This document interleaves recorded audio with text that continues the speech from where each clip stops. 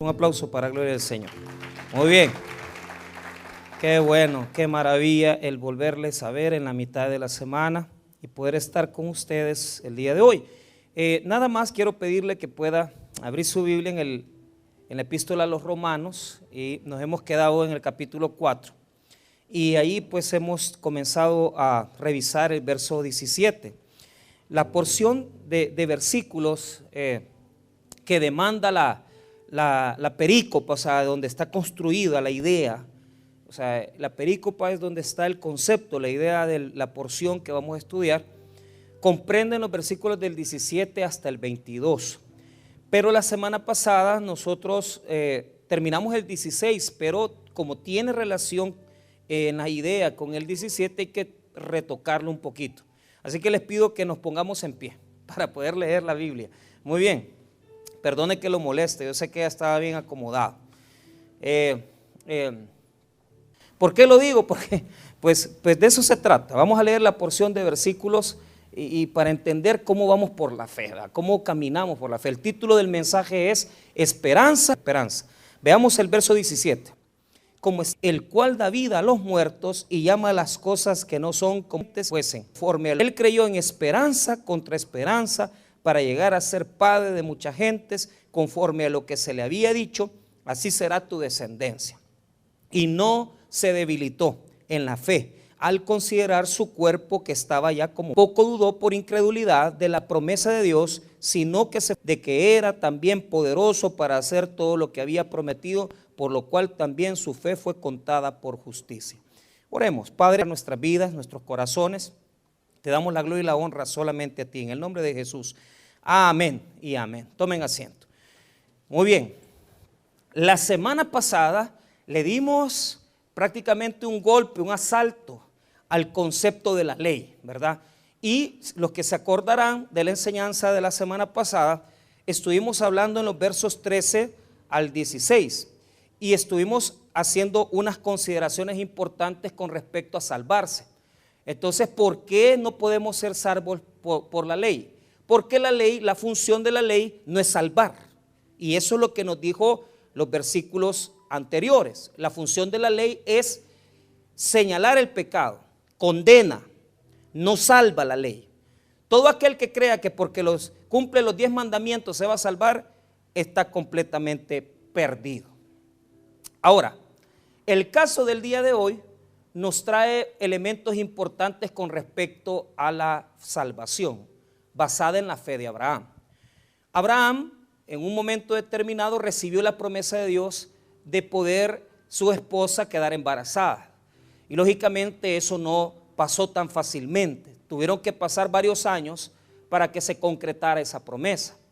Por lo tanto, los textos bíblicos que vamos a revisar en esta noche nos va a hablar primero de algo que ya vimos la semana pasada, la promesa. Dios le prometió a Abraham que iba a tener una descendencia y él creyó a Dios que eso así iba a ser. Porque la situación de no tener hijos implica, hermano, una gran frustración, implica un gran dolor. ¿Qué he aprendido yo con respecto a la esterilidad?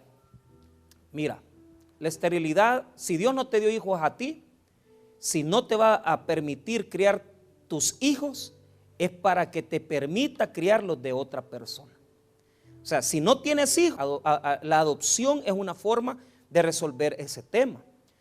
Pero realmente es doloroso no tener hijos cuando se desea tenerlos, porque hoy en día mucha gente no los quiere tener, ¿verdad?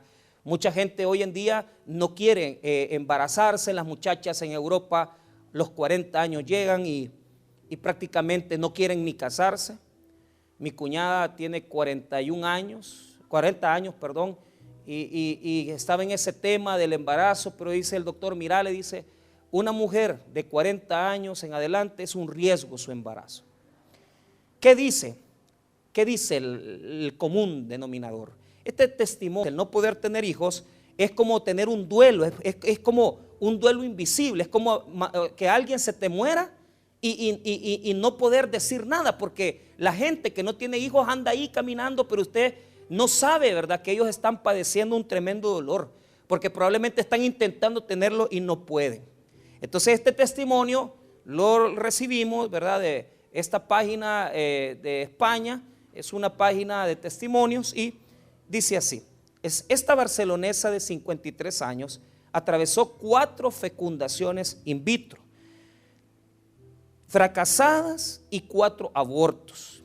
Y cuando entendió que nunca sería madre, sintió cómo se tambaleaba su estructura como persona, fruto del dolor de la pena.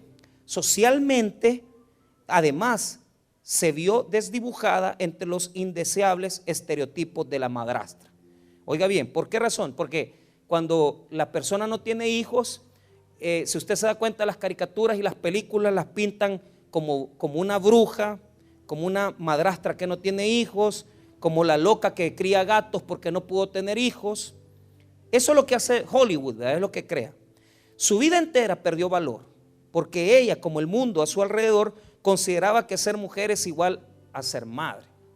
La infecundidad es un fenómeno creciente en casi todos los países desarrollados, no menos en España. Una de cada 4 españolas, fíjese bien, una de cada 4 españolas nacidas en la mitad de la década de los 70 del siglo pasado no ha sido madre y probablemente ya no lo vaya a hacer. En algunos casos esto es así por elección personal, pero en la mayoría se debe a una infertilidad médica, por imposibilidad de concebir o social ante la falta de una pareja en el momento de desear la maternidad. ¿Qué dice ella? ¿Qué es lo que ha dicho? ¿Qué declara la mujer? Vamos retrasando la edad fértil que tiene sus tiempos, nos fiamos toda la reproducción asistida, pero las técnicas no son tan exitosas como la gente se cree, solo consiguen ayudar a un 30% de las parejas que lo intentan y al final te plantas en una edad en la que ya no hay nada que hacer, explica la Bey, que por su profesión de matrona trata a diario con embarazadas y bebés, es decir que ella se dedica a recibir niños en los hospitales, ¿verdad? Ahora, termino con esto, solo para que podamos decir. Lo explica así: la sociedad no lo contempla, ni siquiera ha definido un ritual para afrontar esta pérdida que no es física y que no le ha sido compartida. Eso hace que tantas personas pasen años sufriendo interna y anónimamente un luto invisible que les da en todo su centro emocional. ¿Por qué? Si el no poder ser madre, mira, si ahora es un trauma, imagínate en 700 años, 1000 años antes de Cristo, que cuando una mujer no podía tener hijos, era considerada que tenía una maldición de parte de Dios. Imagínate el trauma de no poder tener hijos. Y de esto es lo que nos va a hablar el texto hoy. Yo le recomiendo a las jóvenes de la iglesia que se apuren a conseguir novio, ¿verdad? Y casarse, porque se les va a pasar los años, ¿verdad? Y siempre, ¿verdad? Para cada roto hay un descosido. Usted no crea que mire, es que a mí no me quiere. Lo que pasa es que los bichos hoy tienen miedo a hablarle a las mujeres porque son medio gay, ¿verdad? Entonces, pero ya no se preocupe, un día de esto van a agarrar valor y le van a decir: mire, fíjese que desde hace días la estoy viendo en la iglesia y me ha gustado, fíjese, y mire, le vengo a declarar mi amor a usted. Entonces, usted aproveche porque puede ser el último bus que va a pasar. Entonces, no se fíe tampoco de los cristianos, ¿verdad? Que los cristianos, aquí había mucha tela que cortar, ¿verdad? Hay un montón de cristianos maltrechos que uno piensa que solo porque están en la iglesia son buenos varones. Bueno, para comenzar, no son hombres, son homosexuales los que andan solo teniendo relaciones sexuales y dejan tiradas a las mujeres. O sea, hay que ser varón, y varón quiere decir ser sombra, varín, de latín varín, que es ser sombra. Entonces, si no te provee protección, si no te provee porque no es trabajador, no es honesto, entonces ¿qué vas a hacer con él? No se meta con esa gente. Bueno, este es el servicio social que me tocaba hacer. Ahora, veamos un poco el texto para dejar un poco ya de las introducciones sin sentido. Veamos un poco esto. Muy bien, hablemos un poco de la promesa del 16. Dice la palabra de Dios que en base a la promesa que Dios le dio a Abraham, nosotros hemos alcanzado la salvación. Quiero explicar esto, mire bien. Pablo está mostrándonos que si hubiera sido por la ley la salvación, ninguno se hubiera salvado porque nadie la puede cumplir, lógicamente. Pero también les expliqué la semana pasada que la ley no permite salvar a nadie, la ley condena. Y en tanto te condena porque te dice no matarás, no codiciarás, tu anhelo debe de ser buscar a Jesucristo, porque por medio de la condena de la ley, tú buscas la salvación. Ahora, dice Pablo que la promesa es poderosa. ¿Por qué razón? Porque cuando Dios le dijo a Abraham, vas a ser padre de muchas personas, de una gran descendencia, ese versículo hay que interpretarlo bien y se lo voy a explicar. No se debe interpretar como solamente el pueblo judío. Los judíos interpretan que esta promesa dada a Abraham solo era para ellos, pero esta palabra que Dios le dio a Abraham era para entender que todos estábamos incluidos en la promesa, porque la descendencia no solamente iba a ser física, sino que iba a ser espiritual. ¿Por qué Abraham es nuestro padre? Porque bíblicamente hablando es padre quien da un ejemplo, y en la medida que nosotros cumplimos el ejemplo de Abraham, que es salvarnos por la fe, sin obras, entonces Abraham es nuestro padre. El versículo 16 contempla eso, leámoslo todos. Por tanto, es por fe, para que sea por gracia, a fin de que la promesa sea firme para toda su descendencia. ¿Por qué razón? Toda su descendencia, ponedme atención, dice ahí, y léalo bien, por tanto es por fe, para que sea por gracia. O sea, no puede ser por la ley, dice Pablo en el verso 15, tiene que ser por la gracia. La gracia es compatible por la fe. ¿Por qué? Porque cuando creemos en Cristo Jesús, que Él es Salvador, y creemos que Él es Dios, nosotros por gracia, por el don de Dios, por un regalo inmerecido, recibimos la salvación de Jesucristo. Entonces, la ley no es compatible con la gracia, y eso lo dejé claro la semana pasada. ¿Por qué? La ley te condena y te dice, no matarás, no codiciarás, no robarás, pero eso nadie lo puede cumplir. Por eso ahí no hay gracia, porque nadie puede cumplir la ley, nadie. ¿Qué es lo compatible con la gracia? La fe. Porque cuando tu fe cree que Jesús es el Señor, entras en la salvación del Hijo de Dios sin obras, sin nada de obras. Ahora, ¿qué explica Pablo ahorita? Pablo está explicando que en esa acción de Dios que le prometió a Abraham, estamos incluidos nosotros y los judíos. Los dos grupos están al versículo 16. En la última parte está distinguido que entramos los que no somos judíos y los que son judíos en la promesa de salvación por fe espiritual. Veamos el 16 en la última parte. A fin de que la promesa sea firme para toda su descendencia. No solamente para que la que es de la ley, sino también para la que es de la fe en Abraham, el cual es padre de todos nosotros. Por eso Abraham es padre de todos nosotros, porque incluye al pueblo judío y al pueblo gentil en su descendencia. Entonces, ¿qué versículo es el que contempla esa promesa? ¿Qué versículo es el que contempla esa promesa? Ya lo vamos a leer, no se me adelante, porque estamos en el 16. Cuando lleguemos al 17 lo vamos a ver con claridad. Ahora, note esto. Nosotros somos de la descendencia de Abraham espiritualmente hablando. Si usted anda diciendo, es que yo soy judío, usted anda perdido, porque usted no es judío. Usted es ladino. Usted viene de sangre ancestral, ¿verdad? Gente como yo, que somos pelones, blancos, pequeños, somos de cepa española, ¿verdad? Pura, ¿verdad? Y judía también. Pero hay otra gente que no, ¿verdad? Todos somos aquí hermanos ladinos, o sea, todos tenemos, ¿verdad?, un poquito de nuestra sangre, ¿verdad?, indígena. Entonces el que venga ahora que mire que yo soy bien puro y que no sé qué, no, o sea, usted tiene una historia detrás. Ahora, quiero notar algo.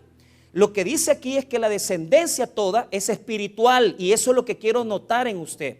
Que entienda que Padre Abraham es nuestro Padre por descendencia espiritual, no física. Entiéndalo, no somos descendientes de Abraham por sangre, sino que por fe, porque cumplimos el ejemplo de Abraham, seguimos el ejemplo de Abraham, que cree en Dios por fe y no por obras. Entonces, una esto, ponga atención, lo que está en paréntesis, sáltelo y solamente lea conmigo la última parte del 16 y se pasa al 17, pero después del paréntesis. Vea lo que dice. El cual es Padre de todos nosotros, pero mire bien, sáltese el paréntesis. ¿Delante de quién? De Dios. ¿Delante de quién somos descendientes de Abraham? Delante de Dios. ¿Por qué? ¿Por qué? Por lo que está en el paréntesis. Lea lo que está en el paréntesis. Como está escrito, te he puesto por padre de muchas gentes. cuando Dios le dijo a Abraham, esto es un versículo, es Génesis 17:5. Vaya a leerlo conmigo rápido. Génesis 17:5 y vea lo que dice. Génesis 17:5.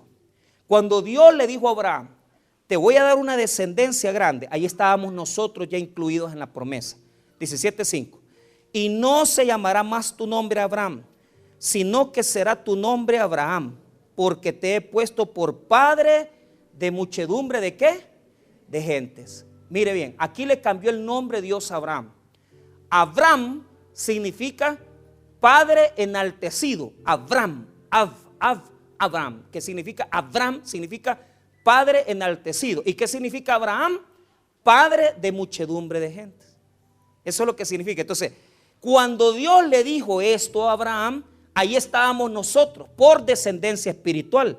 Lo que Pablo está diciendo es que este versículo incluye al pueblo judío por sangre e incluye al pueblo no judío, que somos nosotros, por espíritu, porque creemos en Dios por fe, por gracia, sin ningunas obras.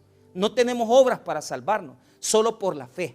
Entonces, ¿qué significa Génesis 17:5? Quiere decir que solo Dios le iba a dar a Abraham a los judíos, al pueblo de Israel. No, quiere decir que iba a ser padre de nosotros también, los que no somos judíos. Espiritualmente, lo vuelvo a decir, padre Abraham es Abraham, padre de nosotros por la fe, porque copiamos su ejemplo en la fe, no porque seamos por sangre judíos, sino que somos por la fe creyentes en espíritu, en lo que Abraham creyó, en el mismo Dios. Por eso somos descendientes de Abraham. No venga diciendo yo tengo la sangre, no tenemos la sangre de Abraham. O sea, no tenemos esa sangre. Tenemos en la misma fe, ¿verdad? Que es creer en el Dios de Abraham, el Dios todopoderoso. Ahora, volvamos al capítulo de Romanos, capítulo 4. Y voy a ser enfático nuevamente, porque no quiero que se vaya por alto esto.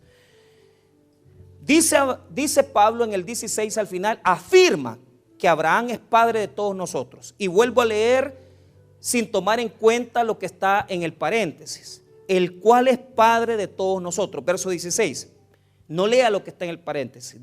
Delante de Dios. Delante de Dios somos descendientes de Abraham y Abraham es nuestro padre. ¿Por qué razón? Por lo que dice el paréntesis en el 17, porque es Génesis 17:5, que es la promesa que le dio a Abraham. Por lo tanto, somos descendientes de Abraham. Ahora, ¿con qué poder iba a ser Dios a Abraham padre? Esa es la pregunta. ¿Con qué poder le iba a ser Dios a Abraham padre? Si Abraham estaba casado con Sara, Sara era una mujer de edad grande. Abraham tenía una edad grande, tenía 90 años. Cuando tuvo la oportunidad de ser padre, tuvo 100 años, tenía ya 100 años. Pero escuche bien, Dios tiene el poder, estos dos poderes, estas dos características son el poder de Dios. Al final del verso 17 nos aparece el poder de Dios en dos condiciones. Primero, es el que le da vida a los muertos, y en segundo lugar, es el que llama a las cosas que no son como si fuesen. Si yo le pregunto en esta noche, ¿en qué consiste el poder de Dios? Dos cosas, le da vida a los muertos, y número dos, es el que llama a las cosas que no son como si fuesen. Expliquemos eso. Primera parte que vamos a explicar, expliquemos delante de Dios en quien creyó, verso 17, el cual da vida a los muertos. ¿Por qué le da vida a los muertos? Número uno, le dio vida a Abraham, porque Abraham tenía 100 años y no tenía la capacidad de tener hijos. Pero Dios dio el poder milagroso que pudiera procrear hijos. Sara, la mujer de Abraham, ya era una mujer de 90 y que no podía tener hijos. Pero Dios le dio el poder para que la matriz de Sara pudiera engendrar hijos. Número 3, Dios poderoso resucitó a Jesucristo de la muerte eterna, de la muerte y la tumba. Y Jesús resucitó al tercer día. Entonces, el poder de Dios radica que las cosas muertas Él las puede revivir. Por eso es imposible que haya gente aquí que dice, es que mi matrimonio no se puede resolver, es que esta situación no se puede resolver. Entonces no crees en Dios, porque nuestro Dios es el que da la vida a las cosas muertas. Y eso incluye matrimonios, incluye problemas graves, incluye sentimientos. todo aquello que vos crees que Dios no lo puede, Él lo puede hacer. Él le da vida a las cosas muertas. Número 2, este versículo, esta parte del versículo 17, y llama las cosas que no son como si fuesen. O sea, aquí incluye dos cosas. Número 1, el poder de Dios de crear las cosas de la nada. Eso es lo que incluye. El poder de Dios de crear las cosas de la nada. Note ese versiculito en la última parte. Mire lo que dice. Y llama, diga conmigo, llama. Llama otra vez. Griego kaleo, que significa llamar las cosas para que sean algo que no existe. No existe. Nosotros no estábamos siendo llamados, pero por el poder de Dios nos llamó a ser su pueblo. Nosotros no éramos pueblo de Dios. Nosotros podemos cantar esa preciosa alabanza de Marco Barrientos: somos el pueblo de Dios, somos un pueblo especial, llamados para anunciar. No éramos nosotros los llamados, era Israel. Pero Dios nos llamó de la nada a hacer algo por la muerte de su Hijo Jesucristo. Entonces, el poder de Dios radica que de la nada lo crea todo. Marque la palabra llama. ¿Por qué razón? Mire esta referencia. Isaías 48:13 está hablando de la creación y cómo Dios de la nada llamó a crear todas las cosas. Isaías 48:13. Salmos, Proverbios, Eclesiastés, Cantares, Isaías 48:13. Mire qué bonito este versículo, qué poderoso. Mi mano fundó también la tierra, y mi mano derecha midió los cielos con el palmo. Pero mire qué bonito esa parte del versículo, Isaías 48:13. Al llamarlo yo, comparecieron juntamente. Mire qué precioso, porque ¿qué fue lo que yo fundé? Mi mano fundó la tierra y mi mano derecha midió los cielos. O sea, Dios creó las estrellas con un gran poder, pero ¿quién los llamó a ser? Dios, de la nada. Ex nihilo quiere decir de la nada. O sea, óigame bien, póngame atención. En hebreo hay dos palabras para crear, pero la palabra bara bereshit quiere decir, o sea, cuando Dios creó todo de nada. Usted puede crear algo con cosas ya creadas. Nosotros creamos cosas a veces con madera, a veces con cosas que nadie quiere, ¿verdad? A veces papel. El hombre puede crear algo con cosas creadas, pero Dios no crea cosas creadas con cosas ya existentes. Dios crea las cosas de la no existencia. Ex nihilo quiere decir que no existe nada atrás, sino que Dios las crea de la nada. Entonces note el versículo 13, pero con atención, ponga atención. Él llamó los cielos, la tierra, las estrellas, todo con ese gran poder. Cuando Él dice en el Génesis capítulo 1, ¿verdad? Y creó Dios los cielos y la tierra. ¡Qué poder de Dios! Que de la nada creó todo. ¡Qué poder de Dios! Imagínese el poder. ¿Usted cree que Dios no le puede sanar, hermano? ¿Usted cree que Dios no puede tocar su vida para sanarlo? Si Él es el creador de la nada. O sea, imagínese la cantidad de fuerza, de poder que debe de haber en Dios, que con una palabra lo creó todo. Ve el versículo 13. Mi mano fundó también la tierra, y mi mano derecha midió los cielos con el palmo. Al llamarlos yo, comparecieron juntamente. O sea, esa palabra llamarlos es la misma palabra en griega kaleo, que quiere decir llamar, hacer de la nada. Qué preciosa palabra. Vamos nuevamente a Romanos 4 y unamos eso. Romanos 4:17. Volvamos después del paréntesis. Delante de Dios a quien creyó, el cual da vida a los muertos. Ya les expliqué que revive, que da la vida a lo que no existe, que da la vida a lo que está muerto. Ahora, coma. Y llama las cosas que no son como si fuesen. ¿Por qué? Porque Él crea las circunstancias de la nada. Hoy podés estarte muriendo y si Dios te toca, Dios te da la vida y mañana vivís. Ese es nuestro Dios. Ese es nuestro Dios que si Él da la orden, si Él toca tu vida, Él puede sanarte y llamar de la nada a algo que usted dice, ¿y cómo cambió todo en 24 horas? Es que ese es nuestro Dios. cómo cambió el diagnóstico. Mire, usted se diera cuenta de la gente que mire, es que mire, mi hermano está en la UCI, mi hermano está en la cuestión del hospital de El Salvador, pero Dios por su gracia ha tocado a los enfermos y de la nada al día siguiente han venido a ser sanos y restaurar su sistema respiratorio. Entonces, ese es nuestro Dios.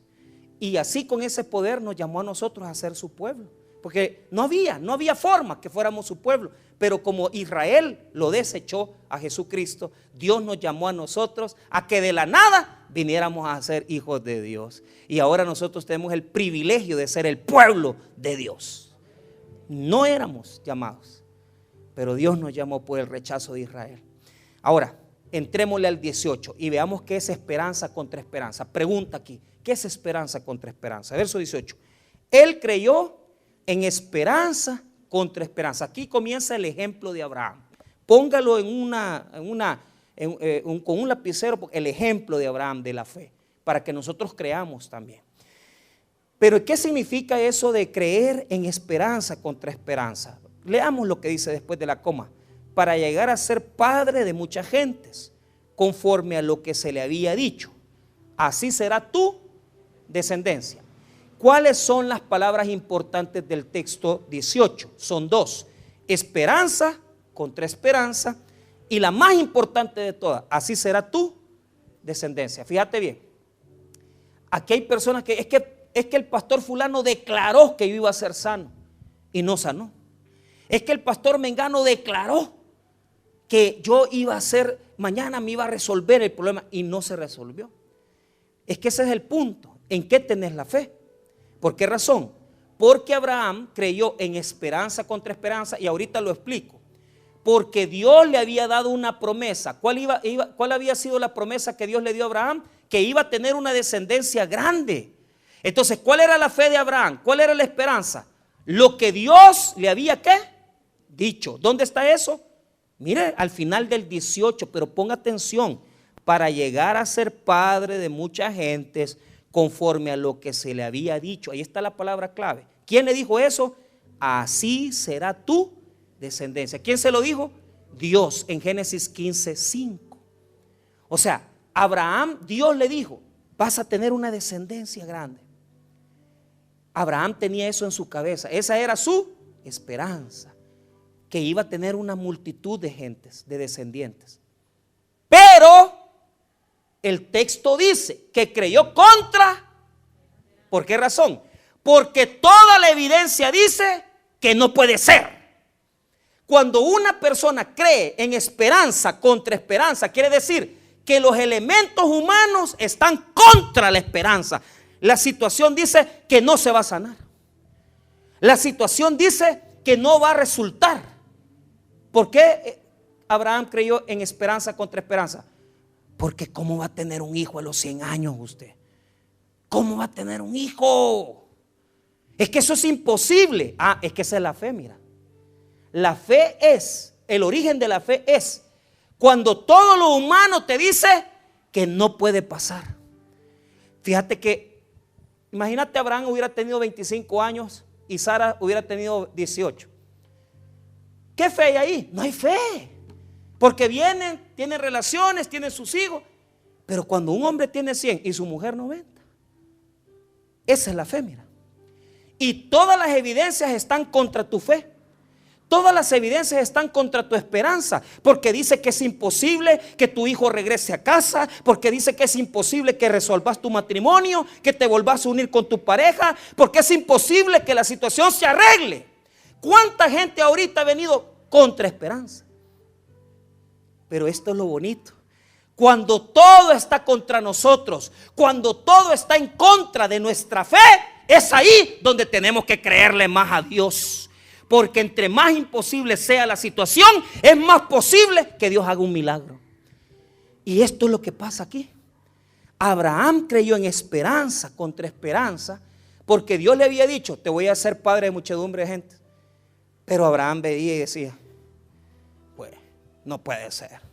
Si yo soy un hombre adulto, mi mujer ya no puede. ¿Y cómo? ¿Cómo puede ser eso? Pero Abraham no se fijó en las circunstancias. Se fijó en el Dios poderoso que tenía y en el Dios poderoso que nosotros tenemos.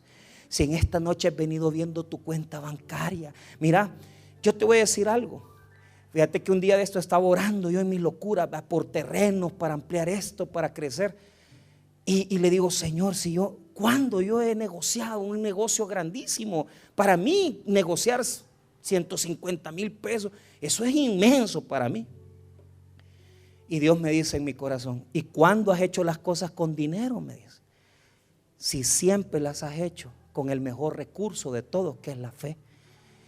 Y fíjese, hermano, que he construido galeras, he construido iglesias, hemos edificado, hemos comprado proyectos de $35,000. ¿Y sabe con cuánto en las cuentas del banco? Sin nada. Pero como aquí no vale lo que está en el banco, aquí vale lo que está allá en el cielo, hermano. Y si allá arriba tenés una cuenta espiritual, una cuenta celestial, tenés la seguridad que por la fe vas a alcanzar las promesas de Dios. Si Él te lo dijo, Él te lo va a cumplir. Dios no miente. Nunca va. Mira, cuando andas acabado, cuando estás en una situación crítica, tu matrimonio, una separación, estás peleando, te ha faltado el respeto con tu pareja, ahí está la fe obrando en medio, porque estás a punto de ver la mano de Dios. Cuando no tenés nada para creer a Dios, es cuando tenés todo para que un milagro suceda. Eso es esperanza contra esperanza. Y Abraham estaba en esa situación. No había un recurso para que él pudiera creerle a Dios. ¿Cómo? Veamos la circunstancia de Abraham. Eso lo encontramos en el 19. Abraham no se fijó en su situación, sino que se fijó en la palabra que Dios le había declarado. Cuando Dios te da una palabra, opera en esa palabra, hazla crecer en tu vida, afírmate en la palabra de Dios. No permitas que las circunstancias te nublen el pensamiento. El domingo me sentía tan frustrado yo por tanta situación. Entonces yo dije, mire, decaí. Vinieron una señora, yo no sé para qué manda gente, yo no puedo atender gente el domingo de afuera, pues atiendo a la gente de Cojute, yo no puedo estar atendiendo a 4 gentes aquí, 3 gentes acá. Entonces me cansé tanto, hermano. Yo, Pastor Moisés, mira, predica vos porque yo topé ya. O sea, allá me fui a acostar a la cama, me dormí tranquilo en lo que él predicaba aquí. Dije que estuvo regañando a la gente, está bueno que la regañe. Pero ¿sabe qué es el punto? Que a veces nos nublan esas cosas, nos ciegan y creemos que como que Dios no está actuando. Y es ahí donde tenemos que dejar de poner nuestros ojos en los grandes mares que nos atormentan, en esa gran tempestad que nos atormenta, como Pedro, que caminó sobre las aguas.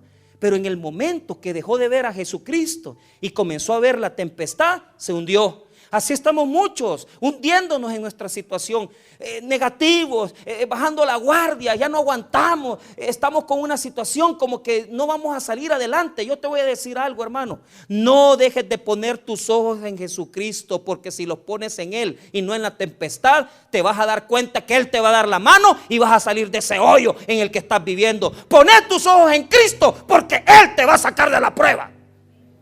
Poné los ojos en Jesús. No te pongas a ver las circunstancias. Vea las circunstancias, 19. Aquí la palabra importante es, diga conmigo, necro. No, necro, diga. Necro no es negro, va. Necro. Necro es en griego muerto. Muerto. Entonces, la palabra predominante del 19 es muerto. Porque aparece 2 veces conjugado de diferentes maneras. ¿En qué consistió la fe de Abraham? Que aunque todo le decía que no, mire la palabra, versículo 19, y no se debilitó. O sea, ¿cuál es la clave de la fe? Que aunque todo venga en tu contra, no te debilites. No te debilites. No permitas que la fe se te escape. No permitas que la fe se te escape. ¿Por qué? Mire y ponga atención, 19. Y no se debilitó en la fe Al considerar, diga conmigo considerar. O sea que él sabía perfectamente que su cuerpo ya no funcionaba. Él entendía. No, decir que yo no puedo. Mire lo que dice. Que estaba ya como muerto. La palabra nenecromeno. Así se está conjugando ahí. Quiere decir que ya estaba muerto su cuerpo. Pero lo que quiere decir es que estaba muerto su órgano sexual. Ya no podía. ¿Cómo embarazó a su mujer? No me pregunte. Estaba muerto. O sea, el cuerpo de Abraham estaba muerto. Todo él estaba muerto. 100 años. Pero ahora veamos. Este es el primer elemento. El cuerpo está muerto, ya no hay vitalidad, ya no hay forma. Pero mire lo que dice, ¿cómo? Que estaba ya como muerto, siendo casi 100 años. O la esterilidad. Ahí está otra vez en griego la palabra muerte. Pero ahí está como necrosín. O sea, la matriz de Sara, aquí ve, estaba como sin vida. Lo que quiere decir esta palabra necrosín, quiere decir que ya estaba desde hace rato sin poder ovular. No era menopáusica. Vea que hay señoras menopáusicas. Mira, no me hables. Mira, yo no quiero irte. Y cambian de persona y el otro día se ríe. Hey, ¿qué tal? ¿Cómo estás? Y el otro día andan todas enojadas. Unos días andan depresivas, otro día se ponen a chillar. Vaya, yo no sé, ahí no he experimentado eso, pero yo lo he visto. Pero ¿qué es lo que pasa? No era menopáusica. Sara no era menopáusica, ¿verdad que no era menopáusica? No, era posmenopáusica, o sea, tenía 20 años de haber sido ya menopáusica. Ya no podía tener hijos. Ya no veía regla ni menstruación. Y no se debilitó Abraham. A veces nosotros retrocedemos por el primer problema que tenemos. Y retrocedemos por el primero oposición o porque nos acusaron, porque nos dijeron, fulano me traicionó, fulano me dijo. No escuche la voz de sus enemigos, escuche la promesa de Dios, que aunque veas todo muerto, Él te va a levantar nuevamente y te va a dar un milagro. Él ya no podía y ella, su matriz, estaba posmenopáusica. Ya no podían tener hijos. Pero ¿sabe qué? No dudó. Porque a veces nos metemos en el verso 20. Mira lo que dice el 20. Tampoco dudó por incredulidad de la promesa de Dios. Mire bien, sino que se fortaleció en fe, dando gloria a Dios. Dice, tampoco dudó. Palabra griega, dacrino, quiere decir mente separada. En un lado sí crees y en el otro no creo que pase. Él no tenía eso. A veces nosotros nos ponemos en dacrino, que por un lado estamos, ay sí, Dios sí, y por el otro no creo que pase. No, en Abraham no había eso. Dios le había dicho, vas a tener una descendencia grande. Y él le creyó la palabra a Dios. ¿Sabe por qué? Porque las promesas del hombre fallan. Pero cuando a vos Dios te promete algo, el carácter de Dios es santo. Y en el carácter de Dios vos sabés que Él te va a cumplir lo que te ha dicho. Por lo tanto, Abraham no vaciló.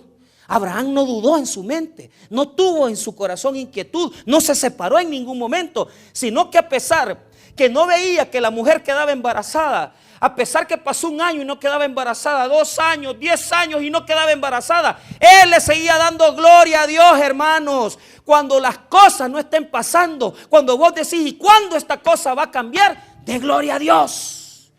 Porque tal vez no va a cambiar en 2 años ni en 3 años. Momento en que te va a rescatar con su bendición.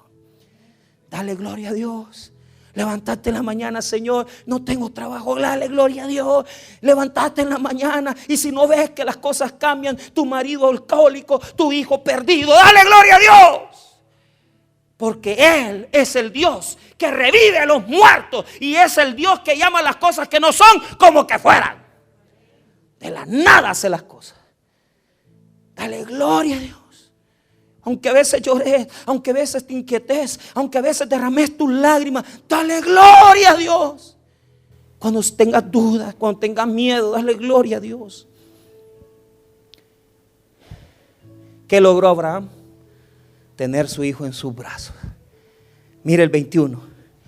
Plenamente convencido de que era también poderoso para hacer todo lo que había prometido. ¿Por qué razón? Porque plenamente Dios, él sabía que la capacidad no estaba en él, sino que en la capacidad estaba en Dios. Él es capaz, yo no. Yo no puedo comprar ese terreno. Yo no puedo comprar el terreno de la paz. Yo no puedo construir. Yo no puedo construir. Darte tu matrimonio. Yo no puedo rescatarte tu vida. Pero Él sí puede hacerlo. Y por eso en esta noche, aunque las cosas que vemos están contra la esperanza, que Dios nos ha dado una promesa. ¿Sabe qué, hermano? Demos gloria a Dios, porque un día vamos a ver cómo Dios bendice nuestra vida con lo que hemos anhelado, con lo que hemos deseado y con lo que Dios va a hacer en nuestra vida. Fe es creer aunque todo diga lo contrario. Fe es creer aunque todo venga en tu contra. Y fe es fortalecerse, que aunque vos no ves nada, que aunque vos no ves la posibilidad, pero como no sos vos el que lo hace, sino que es Dios el que tiene todo, créele a Dios y da gloria a Dios si no lo ves, porque un día lo vas a ver, porque Él es grande y poderoso y hace grandes promesas. Oremos a Dios. Padre, te damos gracias por tu bendición.